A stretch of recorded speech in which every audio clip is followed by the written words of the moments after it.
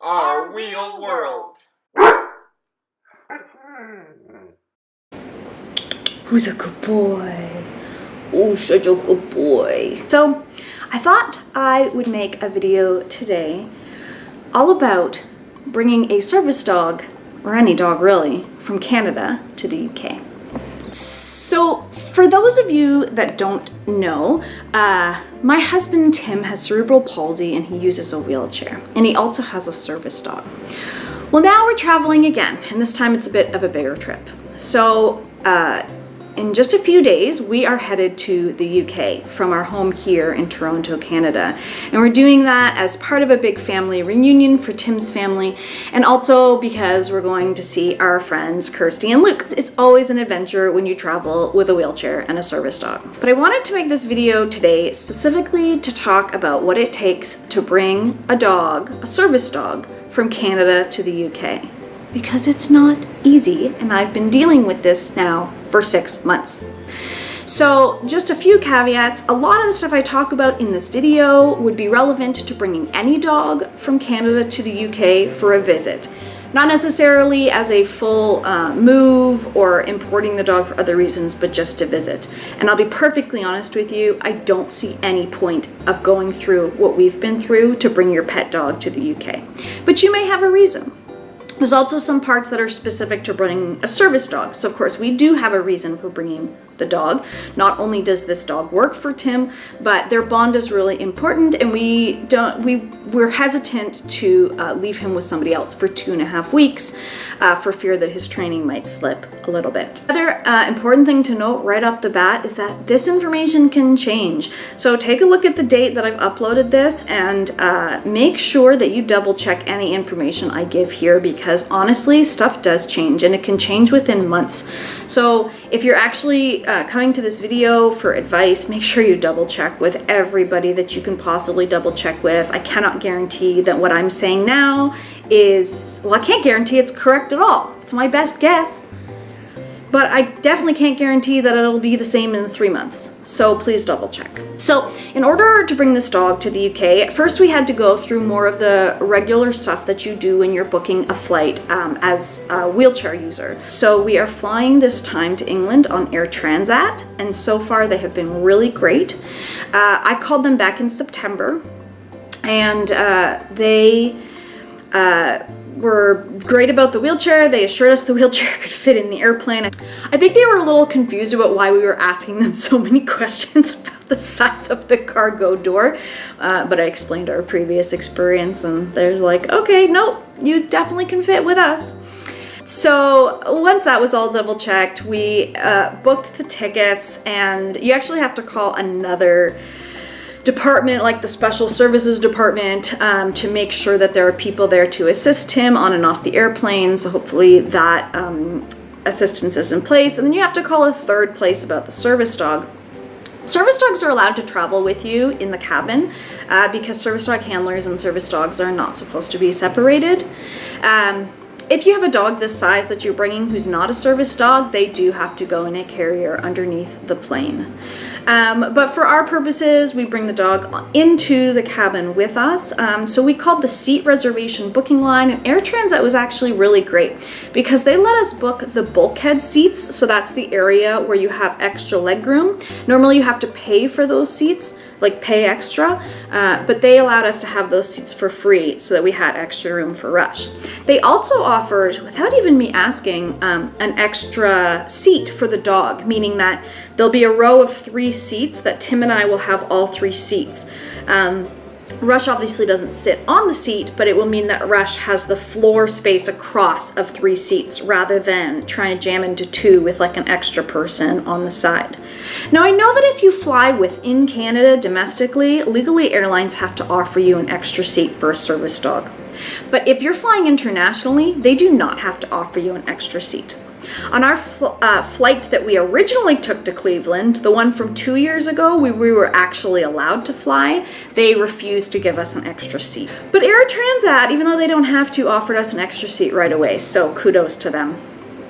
So once all of that was sorted out, I asked the airline if they could help me with what I needed to get the dog through immigration or customs. and they had no idea. So I then went to our local vet, and they said that they do help people fill out forms, but that we're responsible for filling out, or for figuring out what we need to get filled out. Now, those were the ladies at the reception desk. When I finally did talk to the vet, he was able to give me a little bit more help, but this was after I had found some information myself. So once the airline and the vet weren't able to tell me, I started Googling, and there's a ton of information, and a lot of it is conflicting. There was a lot of different websites from the UK that was like offering pet passports or offering forms that I had to pay for. So don't do that. This process does cost money, but it's not like through a website. So don't pay money to anybody online.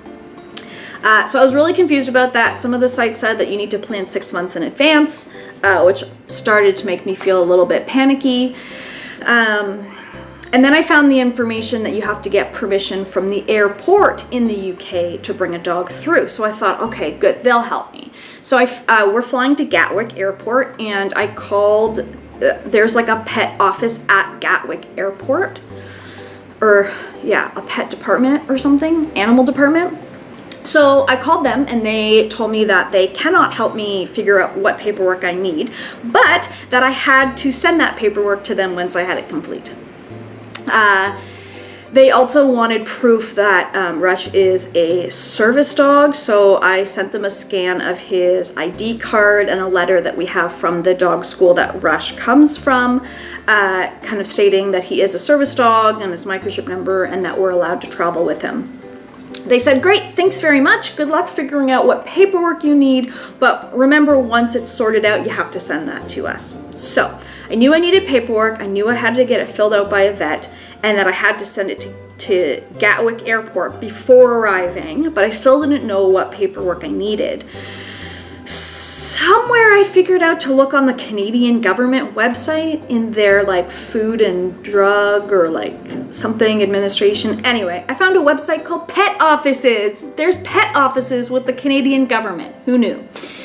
So there wasn't that much information on their website, or it was confusing like it normally would be for a government site. So I called them. I asked them if they can tell me what I need, and they could. So finally found the people that I needed to talk to. So this is the number one piece of advice. If you are transporting your dog or cat or animal anywhere, call the pet office. You can Google that and find it through the Canadian government website. Call your local one. They're the ones that are going to be able to tell you what's most up to date. They're the ones that told me that things change every 3 months. So I actually talked to them in November, and they said, call us back in January, because I don't want to give you information now that will be different then. So this is what they told me I needed to bring Rush from Canada to the UK. The dog has to be updated on their rabies vaccines. They have to be microchipped. I don't think a tattoo, I know some dogs are tattooed, although I think that's an older thing. I don't think a tattoo is enough. I think the dog absolutely has to be microchipped. They ask for the number all over the paperwork, and apparently they scan the microchip when you get there. Then there's a 6-page form that the vet has to fill out, and it has to be filled out within 10 days of travel. Not every vet is certified to fill out this form, but your vet would know whether or not they are. You have to have the dog undergo, I have notes here, it's so much. You have to have a dog undergo a deworming treatment, which is just a few pills, but it costs, of course, like $60. And that has to be done within 120 hours of arriving in the UK. So you have to get all that paperwork filled out and have the deworming done. Again, within the 10 days for the paperwork, within 120 hours for the deworming treatment. Then you have to take that paperwork and you have to bring it physically to your local pet office, where they have, I think, a veterinarian go through it all, and then they stamp it and approve it and allow you to travel. So that's what I figured out after like 2 months of searching. So all the stuff about needing to be prepared 6 months in advance, you don't have to actually do anything that early in advance. What you do need to do is check to make sure that your dog has the things he needs, like the updated rabies vaccines and the microchip. I don't know the specifics, but there are some rules about, like, if you get a vaccine, it has to be within this much time of travel, and the vaccine has to be within X amount of time of getting the microchip, etc. So those are the things that you should make sure are gonna be in order and stay in order within the 6 months. But beyond that, all you need to do is be prepared. So, like, have the paperwork and know what you need to do, and etc., and then do this vet visit. So our vet has been really, really great. He hasn't done this a lot, but he spent so much of his time figuring it all out and doing everything that he could to make sure we could get to the UK. So this is what we've done. Today is Wednesday. We are leaving on Friday, and we will arrive in the UK on Saturday morning. Today, Rush stayed home from work. Tim went to work, Rush stayed here with me. I took Rush to the vet. The vet filled out all the paperwork. The vet did like a minimal exam to make sure he's healthy, did the deworming treatment. Now I've got all of the paperwork ready to go. I'm gonna bring that.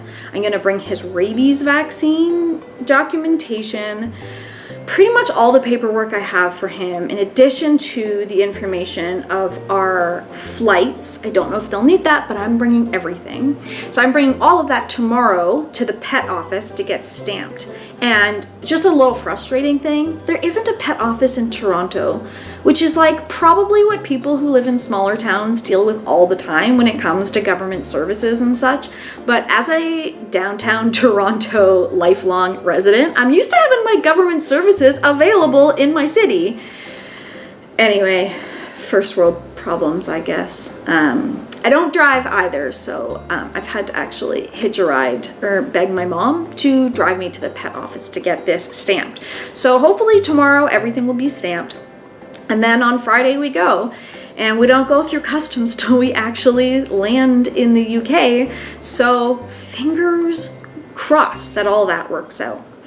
Another additional little kind of hiccup that we discovered maybe a month or two ago was I was talking to the people at our pet store who know us pretty well, and they happened to mention that you can't bring meat products into the UK. And what's a dog food? Meat products. So, and I don't know how much we've talked about Rush, but this dog does not fare well without food. He also has a really sensitive stomach, so we can't just give him brand new food in the UK and expect everything to be fine. We would have bathroom problems. So I thought about trying to get an exception to bringing his food in because he is a service dog, and the UK has pretty good service dog rules, but then you gotta pack all the food too anyway. So what we ended up doing was gradually switching him to a different but similar food that we could also find in the UK, and we ordered a bag of food. It's actually in the UK already waiting for us. We were able to order that and send it to Tim's uncle, etc. But dog food is something else you have to think about if you're bringing a dog from the UK, from Canada to the UK, because you can't necessarily just bring all his food with him. And if your dog is anything like ours, you can't just go to the UK and pick up a bag of food from the Tesco's or whatever. Anyway, I think that's it. Just to recap what I've said here, don't take all my advice for it. Make sure you double check yourself. Call your local pet office to figure out exactly what you need. The information I was given is that the dog needs to be updated on their rabies and have a microchip. There's a 6-page form that needs to be filled out by a certified vet within 10 days of arriving in the UK.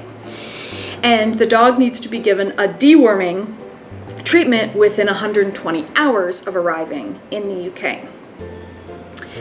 You have to get all that paperwork filled out, then brought to a local pet office and stamped.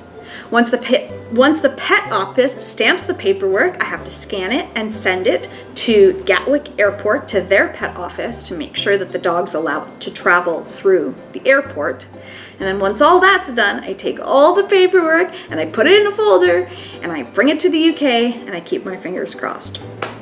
I think that's it for this video. I hope it's helpful to somebody because I found this process extremely confusing. If you have any questions, I'll do my best to answer them, but I am no expert beyond what I have figured out for this trip. And if you like this video, give it a thumbs up. And if you want to hear more stuff about traveling with a service dog, let us know. Okay, bye.